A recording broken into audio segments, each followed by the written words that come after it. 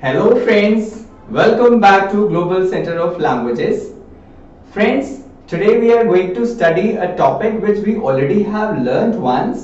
तो आज हम एक टॉपिक पर बात करेंगे जो हमने एक बार ऑलरेडी पढ़ रखा है और वो है prepositions, जो कि बहुत ही खास टॉपिक है हमारी ग्रामर का.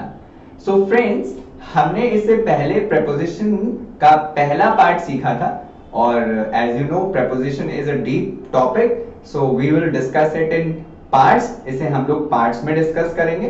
तो आज मैं prepositions का एक दूसरा पार्ट आपके लिए लेकर आया हूं. I have brought you the second part of preposition today. और आज बहुत ही इंटरेस्टिंग prepositions पर हम बात करेंगे और वो है preposition in and preposition into.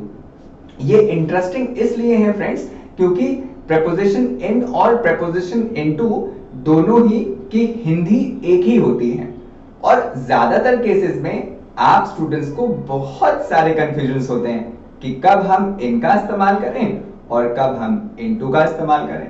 तो आज वो कंफ्यूजन्स पूरी तरीके से दूर होंगे and for that I would request you to watch the video till the end. तो चलिए इन prepositions को हम अच्छे से समझते हैं. तो फ्रेंड्स, अगर हम preposition in की बात करें तो इस preposition का हिंदी होता है में या अंदर.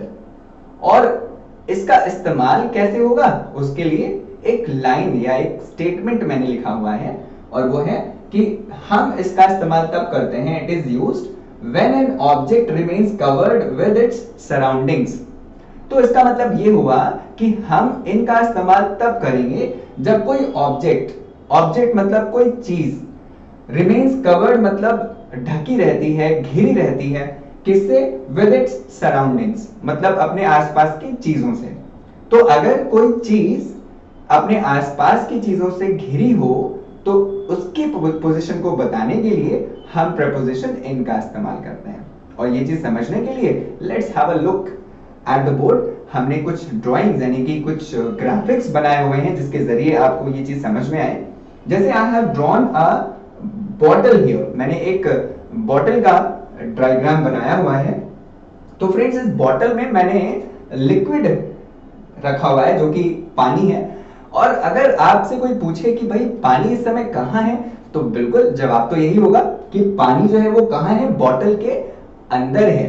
तो आप देख सकते हैं कि जो पानी है ये बॉटल के चारों तरफ से कवर्ड है, यानी कि पानी को बॉटल का जो सराउंडिंग है वो पूरी तरीके से कवर कर रहा है. तो ऐसे में पानी की पोजीशन को दिखाने के लिए हम preposition in का यूज करेंगे और बोलेंगे कि water is in the bottle. तो यहां पर हमने देखा कैसे पानी को चारों तरफ से एक सराउंडिंग ने घेरा. उसी तरह से हमारे पास एक और डायग्राम है. एक छोटी सी नदी बनाई हुई है, थोड़ी सी नदी जैसी नहीं लग रही है, फिर भी थोड़ा सा समझने के लिए इसको हमें मानना है कि ये नदी है और इस नदी में एक छोटी सी बोट है.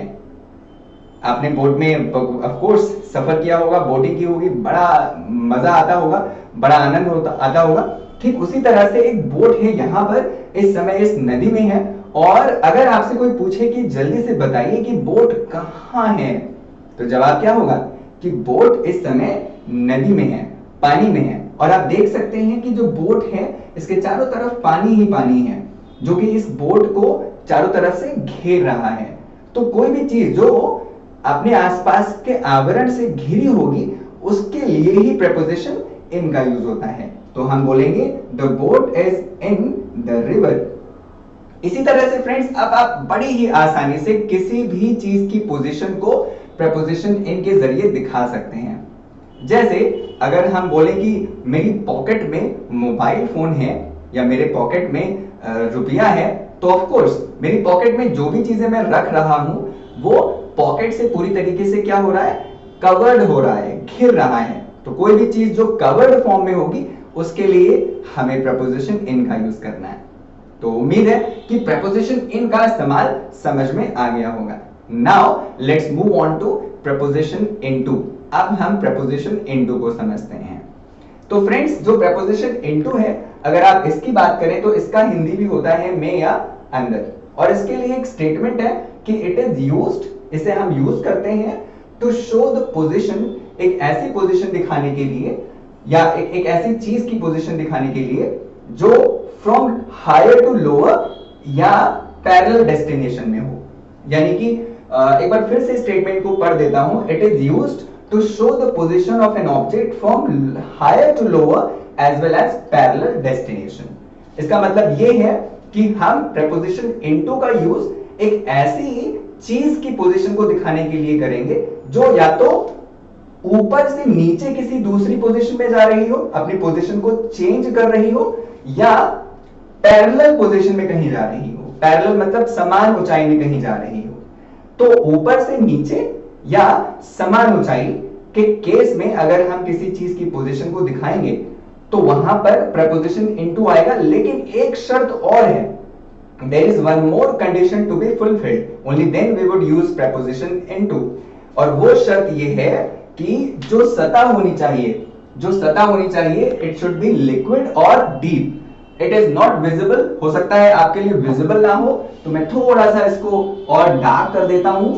हम लिख सकते हैं to liquid or a deep surface। तो खास बात यह है कि हम into का इस्तेमाल तब करेंगे जब बात होगी लिक्विड की, यानी कि किसी तरल सतह की, या डीप सतह की, यानी कि गहरी सतह की। तो अगर कोई चीज ऊपर से नीचे जाए और नीचे हमें क्या मिले, हमें लिक्विड मिले या गहरी सतह मिले, तो वहां पर हम into का यूज करेंगे। तो देख सकते हैं फ्रेंड्स कि इन और into में एक छोटा सा डिफरेंस है, वो ये कि into में हम पोजीशन को चेंज कर रहे हैं। तो यहां पर आप देख सकते हैं, मैंने इस चीज को समझाने के लिए कुछ डायग्राम्स बनाए हुए हैं। जैसे कि ये एक दीवार है और इस दीवार पर एक इंसान खड़ा हुआ है, एक लड़का खड़ा हुआ है। यहाँ पर एक छोटी सी रिवर है और यहाँ पर दो लड़के खड़े हुए हैं। फिलहाल there is a boy here and there is another boy standing here। तो आप देखोगे एक लड़का जो है वो दीवार पर खड़ा है और उसके बगल में रिवर है और वो ऊंचाई पर खड़ा हुआ है, और दूसरा लड़का जो है वो नदी के बिल्कुल बगल में खड़ा हुआ है। तो ये जो लड़का है जो दीवार पर खड़ा है, इसकी पोजीशन जो है वो हायर है, यानी कि ये हाइट पर खड़ा हुआ है। और अगर ये नदी में छलांग लगाए, इसको बहुत गर्मी लग रही है, उसको नहाना है, तो ऐसे में ये अगर नदी में छलांग लगाएगा अब दीवार से, तो आप देख सकते हैं कि ये हायर से लोअर सरफेस में जा रहा है। और सरफेस कैसे मिल रही है फ्रेंड्स? सरफेस हमें मिल रही है लिक्विड। तो ऐसे में इसकी पोजीशन को दिखाने के लिए हम into का यूज करेंगे। इसी तरह से अगर हम ऊंचाई से पोजीशन को ना दिखाना चाहें, हम पैरेलल पोजीशन में देखें, अगर हम पैरेलल सरफेस की बात करें तो देखेंगे ये वाला जो लड़का है ये भी नदी के बिल्कुल बगल में खड़ा हुआ है, लेकिन ये हाइट पर नहीं खड़ा है। अगर ये यहां से सतह से, इस सॉलिड सतह से, इस ठोस सतह से लिक्विड वाली पोजीशन में जाएगा, तो आप देखेंगे पोजीशन को बदला गया, और जब पोजीशन बदली तो उस दूसरे प्लेस पर हमें क्या मिला? लिक्विड मिला। तो अगर वो यहां से जंप करे और लिक्विड में जाएगा तो पोजीशन बदली, मूवमेंट हुआ, और ऐसे में हम प्रेपोजिशन इनटू का यूज करेंगे। तो रिमेंबर कि इनटू जो होता है ये मोशन दिखाता है, मूवमेंट दिखाता है। जब एक जगह से दूसरी जगह कोई चीज जाए और दूसरी जगह जाने पर जो सतह मिले, जो सरफेस मिले, वो कैसी होनी चाहिए? लिक्विड होनी चाहिए या डीप होनी चाहिए। तो उम्मीद है प्रेपोजिशन इनटू का इस्तेमाल भी समझ में आया। अब मैं कुछ वर्बल एग्जांपल्स इनटू के और दे देता हूं। जैसे अगर हम गहरी सतह की बात करें तो गहरी सतह आपको कहां मिलेगी? आपको गहरी सतह गड्ढे के रूप में मिलेगी, कुएं में मिलेगी। तो अगर कोई कुएं में कूदता है तो उसके लिए भी प्रेपोजिशन इनटू का ही यूज करेंगे। अगर मैं कहूं कि रोहन कुएं में कूद गया, तो रोहन कुएं में कूद गया तो Rohan jumped into the well. इसी तरह से अगर आप गड्ढे में गिर जाएं, आप ना गिरे, मान लो कोई गिर जाए, तो अगर कोई गड्ढे में गिरे तो गड्ढा कैसी जगह है? वो एक डीप सरफेस है। तो somebody fell into the ditch। तो इस तरह से हम प्रेपोजिशन into का इस्तेमाल करते हैं फ्रेंड्स। तो in और into में डिफरेंस यही था कि इनका इस्तेमाल हम तब करेंगे जब कोई चीज अपने आवरण से पूरी तरीके से घिरी हो, कवर्ड फॉर्म में हो, और into जब हम किसी चीज की पोजीशन को एक जगह से दूसरी जगह दिखाएं और दूसरी जगह जाने पर जो सरफेस मिले वो या तो लिक्विड हो या तो डीप हो। तो फ्रेंड्स, ऐसी बहुत सारी और इंटरेस्टिंग प्रपोजिशंस हैं। As I already have told you, preposition is a deep topic, so we will discuss it in parts. इसको हम पार्ट्स में डिस्कस करेंगे, तो kindly keep waiting for the next video. हम नेक्स्ट वीडियो में बहुत सारी और इंटरेस्टिंग प्रपोजिशंस को लेकर आने वाले हैं, तो प्लीज फॉलो अस, और सब्सक्राइब नहीं किया है तो जरूर कर दें, लाइक करें और कमेंट्स भी जरूर करें। आज के लिए इतना ही। Thank you.